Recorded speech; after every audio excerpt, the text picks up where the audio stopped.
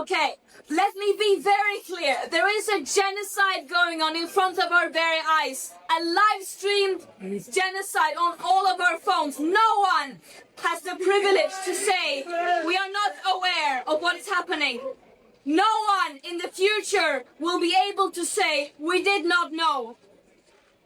Under international law, states have a legal obligation to act to prevent and to stop a genocide from happening. That means ending complicity, applying real pressure, and ending arms transfers. We are not seeing that. We are not even seeing the bare minimum from our governments. Our international systems are betraying Palestinians. They are not even able to prevent the worst war crimes from happening. And I will never, ever comprehend how humans can be so evil that you would deliberately starve millions of people living trapped under an illegal siege as a continuation of decades and decades of suffocating oppression, apartheid, occupation. What we aim to do with the Global Sumud Flotilla was to step up when our governments fail to do their legal obligation. Our governments are talking about ensuring human rights and the importance of getting humanitarian aid into Gaza, while failing to do their part and while failing to even the bare minimum ensuring safety for this mission. This mission should not have to exist. And it is a shame that the Global Sumud Flotilla was the biggest ever attempt to break Israel's illegal and inhumane siege by sea. And it is a story of global international solidarity, of people stepping up when our governments fail to do so, of people saying that my leaders, so-called leaders who are supposed to represent me, who continue to fuel a genocide, death and destruction, they do not represent me.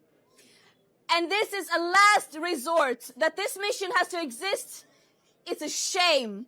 It is a shame. And I could talk for a very, very long time about our mistreatment and abuses in our imprisonment, trust me, but that is not the story. What happened here was that Israel, while continuing to worsen and escalate their genocide and mass destruction with genocidal intent, attempting to erase an entire population, an entire nation in front of our very eyes, they once again violated international law by preventing humanitarian aid from getting into Gaza while people are being starved.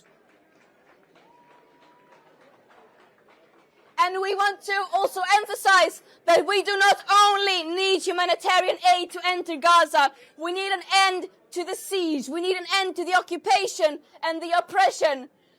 This action was challenging our extremely violent business as usual that is preventing these war crimes from happening.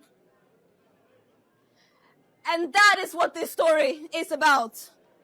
We cannot take our eyes away from Gaza, from all the places of the world that are suffering, living on the forefronts of this business as usual systems. Congo, Sudan, Afghanistan, Gaza, and many, many more. What we are doing is the bare minimum.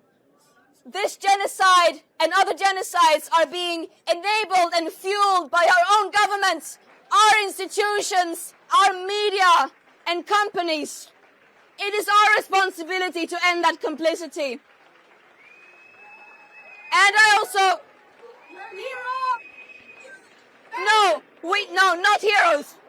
No, we are doing the bare minimum. What we are doing is not in any way, no one has to come to the rescue of Palestinian people. What we are doing is hearing and acting upon their calls for people all over the world to take action and end our complicity, to use our privileges, our platforms, to take a stance against this that is every way unjustifiable.